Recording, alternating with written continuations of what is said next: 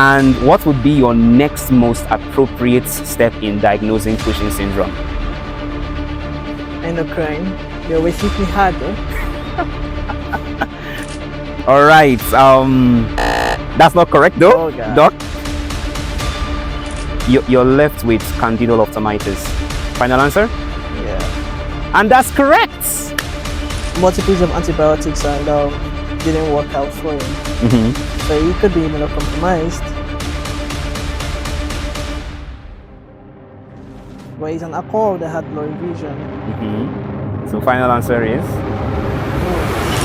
All right, you're welcome once again. And this is the Medicaine Podcast Show. If you have not subscribed, please consider subscribing.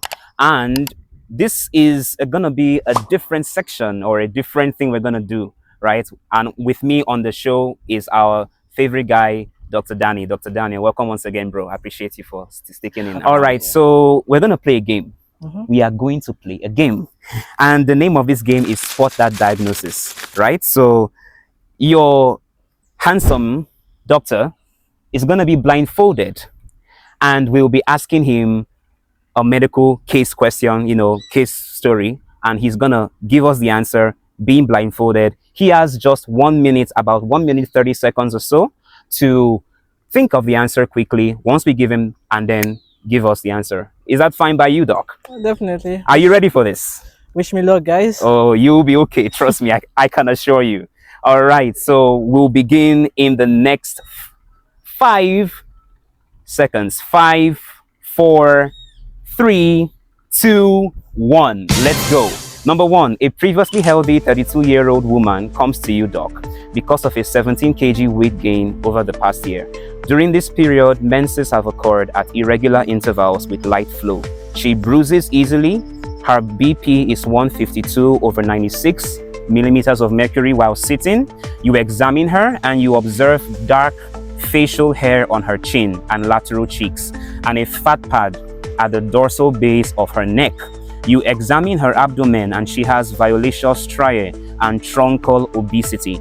Her extremities are thin. There are few old bruises on her forearms and 1+ pitting edema at both ankles. What's your preliminary diagnosis, Doc?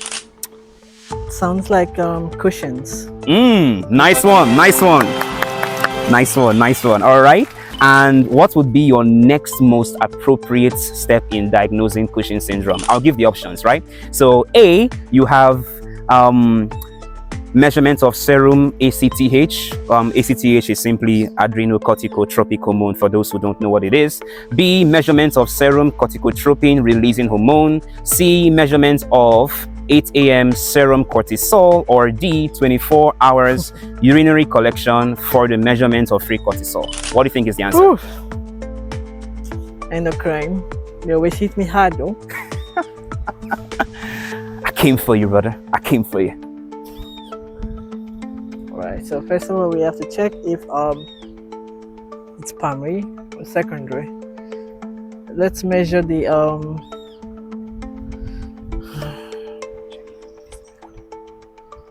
let's measure the ACTH. ACTH, final answer? Yeah. Final answer. All right. That's not correct though, Oh, God. Doc. The answer is 24 hours urinary collection for the measurement of free cortisol. So this patient has features, as he mentioned already. He got the diagnosis very, very well. Right. This is Cushing syndrome, which include recent weight gain, irregular menses, hypertension, terminal hair growth, abdominal striae, truncal obesity. Right. How you would diagnose Cushing syndrome? There are 3 ways to diagnose it. Number 1, measurement of 24 hours urine-free cortisol. Consider the gold standard. Right. 2, late night salivary cortisol concentration, and 3, overnight dexamethasone suppression test. So for those who don't know, a quick story. Cushing syndrome is basically what we call hypercortisolism, where there is excess production of cortisol in the human body. It can be produced from a tumor in your pituitary gland in your brain, and that tumor can produce excess ACTH, or it can be an ectopic production of ACTH. Simply, in layman's terms, the ACTH, the hormone, is produced elsewhere other than the gland in the brain where it's meant to be produced. You get it? Okay. If you don't get it, forget about it. And when this happens, you can have all these symptoms. And how doctors would treat you is that they would have to localize where the tumor is. So use imaging to localize where the tumor is, and then surgery, right? But nice, well done to you, Dr. Danny. I appreciate you. Myself. All right, number 2. Let's move on. Are we still there? Are we hanging up? How are we hanging up? Good. All right, number 2. Okay, so let's look at it quickly. A 62-year-old man with alcoholism has blurred vision 3 weeks after the treatment of an intra-abdominal abscess secondary to diverticulitis with perforation. He underwent diverting colostomy, colon resection, and abscess drainage. His post-op course has been complicated by 3 episodes of sepsis, successfully treated with broad-spectrum antibiotics. So this guy is most likely having some form of immunosuppression, right? He is tolerating a regular diet. His temperature is 37.8, pulse is 85, respirations 14, BP 130/80. Fundoscopic examination shows patchy white infiltrates bilaterally and no papilledema. The remainder of the neurological exam that you did is unremarkable. Which of the following do you think most likely caused this patient's visual problems? A. Alcohol withdrawal. B. Candidal ophthalmitis. C. Thiamine vitamin B1 deficiency. D. Vitamin B12 cobalamin deficiency. Or E. Brain abscess. Oh, and by the way, you can ask me to go through the question again, like pick the most important keywords if you need that quick assistance. It's up to you. Yeah, can I go through the keywords again? All right, so the keywords is that he had an abscess, an intra-abdominal abscess, which he was treated for. He's an alcoholic. He has blurry vision, right? And he was treated for sepsis as well. The rest of the question is unremarkable aside that. So the main keywords is he's septic, he was treated, he's an alcoholic, blurry vision, he has an abscess secondary to diverticulitis with perforation. So what of the following do you think caused his blurry vision? What was the visual findings in the fundoscopy? So fundoscopic examination shows patchy white infiltrates bilaterally, no papilledema. Okay, can I go to the options again? The options: alcoholic withdrawal, B. Candidal ophthalmitis, C. Thiamine deficiency, D. Cobalamin deficiency or B12 deficiency, E. Brain abscess. Does he have a fever? No. No fever. I mean, okay, 37.8. No. Subfebrile. No fever. The normal temperature, by the way, is 36.5 to 37.1. If you didn't know that. Let's move on. Okay. So he said there's an option with the brain abscess there, right? Yeah, brain abscess. But he doesn't have a fever. Okay. There's thiamine deficiency. I just want to get the options correct. So alcohol withdrawal, candidal ophthalmitis, B1 deficiency, B12 deficiency, brain abscess. What do you think can? Okay, let's go for candida. Because he's had multiple use of antibiotics and didn't work out for him. So he could be immunocompromised. But he's an alcohol that had blurry vision. So final answer is? Oh. Your time is almost up, brother. Oh boy. Okay, final answer would be, you said it was Candida what? Ophthalmitis. Never heard of that in my life. I'm gonna go. Well, you never know if it could be the right answer. Exactly, I mean, okay, fine. Let's assist you quickly. Rule out some options. So I'm gonna take out brain abscess. Okay. I'm taking out B12 deficiency. Okay. I'm taking out thiamine. Okay. And the first one was what? Alcohol withdrawal. Yeah, I'm taking that out. So you're left with candidal ophthalmitis. Final answer? Yeah. And that's correct. That is correct. So candidal ophthalmitis is the answer. So this patient who had a perforated intra-abdominal abscess that was treated, he now has an increased risk of infection with polymicrobial organisms, right? And an example of such is Candida albicans. So Also, just to place a plug in here, other patients who can be at an increased risk for candidiasis include patients who have a central line, patients who are on hemodialysis, so these patients can have such kinds of infection. And the treatment simply involves oral or IV systemic antifungal medications. And what you can find on your fundoscopy is what we just mentioned, the patchy white infiltrates. So that's it. Nice job, Dr. Danny. Let's move on to number 3. We're good? We're good there? Good. All right. So let's move on. A 23-year-old premi-gravid or first-time preggy woman at 40 weeks gestation is admitted to the hospital in labor. The cervix is completely dilated and the vertex is at -1 station in an occipito-anterior position.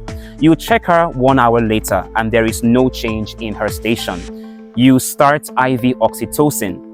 4 hours later, despite she has good contractions and she's pushing well, the station remains unchanged. Her fetal tones remain normal. What are you going to do next? A. Let her continue pushing for 1 more hour. B. Give her IV morphine so that she can rest. C. Vacuum extraction. D. CS delivery. Or E. Forceps delivery. All right. So how many hours after they checked it was she still on the same station? She's still on the same station. How many hours? How many hours have passed since that? So 4 hours later, despite she has good contractions, she's still pushing well. The station remains unchanged.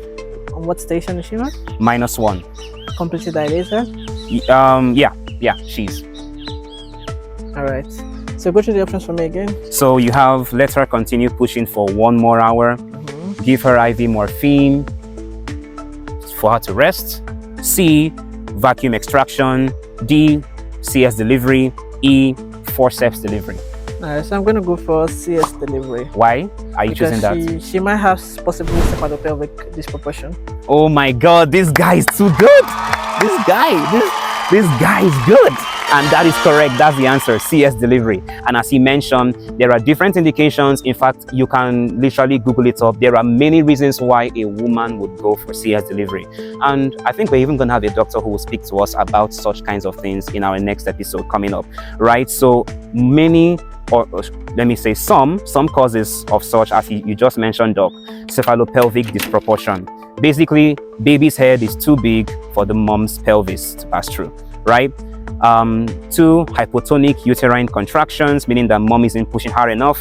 Or another one could be that the baby isn't in the right presentation, a non-occipito anterior fetal presentation. And how you simply manage protraction of the active phase of labor in this case is with oxytocin. You help to strengthen mommy's contraction. And if after you do that, it didn't work out, if there's an arrest of labor, you have to wheel mommy into the theater for CS delivery. Let's move on to question number 4. Dr. Danny, I must say you are really impressing me, bro. We gotta go, man. Let's go. Your skills are... Oh my God. All right, so number 4. A full-term 8-hour-old male newborn regurgitates his first feeding. He drools consistently and he has not urinated or had a bowel movement. You check his pulse. His pulse is 136 per minute. You check his respirations. They're 68. There are no intercostal retractions. The rest of the exam is unremarkable. What would be your first most appropriate diagnostic procedure? A. pH study of the esophagus. B. Sweat chloride test. C. X-ray of the chest. D. Insertion of a radiopaque NG tube. E. Air contrast study of the esophagus. What would you do next? Okay, so it's 8 hours and he hasn't passed. He hasn't fed. So he regurgitates. Okay. Right. And he drools on himself. And he hasn't passed 2 as well. He hasn't passed 2. Yeah. He hasn't every urinated. Time he regurgitates feeds. All right. We'll try and pass an NG. All right. Final answer. And that is correct. That is the answer. So what do you think most likely the baby has? So it could be many things. It could come from choanal atresia or to tracheoesophageal. Right. This guy is good. Man, this guy is good. That is correct. So most likely, this baby has what we call esophageal atresia. Basically, your gut pipe ain't formed well, right? The person's gut pipe didn't form well, and for some patients, they can have what we call tracheoesophageal fistula. Basically, your windpipe and your gut pipe, they are connected, and that's abnormal, and that can be very dangerous. The baby can aspirate on itself.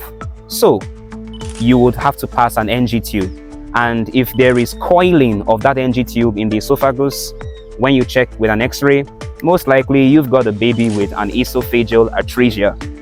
Treatment: surgery. All right, so let's move on, right? We are doing very good, and I believe if you haven't yet subscribed to this YouTube channel, you are wrong. You are very wrong. Dr. Daniel is telling you, please hit that subscribe button and give us a like. Thank you so much. So let's move on. We're good there? Yes, sir. Number 5, a 77-year-old man comes to you because of a painless mass in front of his right earlobe that he first noticed 3 years ago. It has increased in size during this time. He doesn't have difficulty swallowing or chewing or changes in his hearing. He has hypertension and he's a diabetic type 2. His medications are atenolol, lisinopril, and glyphosate. He doesn't smoke cigar, nor does he drink alcohol. Vitals are within normal limits. You examine the mass and it's a 2 centimeter firm, irregular, non-tender mass at the angle of the right aspect of the mandible. His cranial nerves are intact. There is no cervical lymphadenopathy. What is your next step? A. Surgically excise or remove the mass. B. CT scan of the head and neck. C. Fine needle aspiration biopsy of the mass. Or D. Xylography. Say what? I know, even me, man, there are some things in medicine that I don't think till Jesus comes I'm gonna be very good at pronouncing. Right. What are the options again? All right, so surgically excise the mass, CT scan of the head and the neck, fine needle aspiration biopsy of the mass, or xylography or cialography. I'll put it in the let's do a biopsy of the mass. All right, final answer. Yeah, and that is correct. So just know basic answer is when you have a mass that may present to you, it's not malignant, and you are also not sure if it's benign as well. We usually take biopsy of that mass. We use a needle, fine needle aspiration. Boom, inject it through and aspirate. Send it to the lab to check what kind of cells are it. If it's a benign, meaning non-malignant or non-aggressive, or really not so bad cancer, right? Or if it's benign, or malignant. Sorry, right? So benign versus malignant. So we're doing very, very good, Danny. And actually, this brings us to the end of our quiz. He did very well. People, can you applaud this guy from where you are? This guy is sound. This guy is sound. Thank you so much. It was nice grilling you. It was nice grilling you. I didn't like that. I didn't get my questions correctly or true, but I'll be back. Thank you so much. Thank you so much for the amazing quiz we had today. It was nice working with you, bro. You're really, really good at this.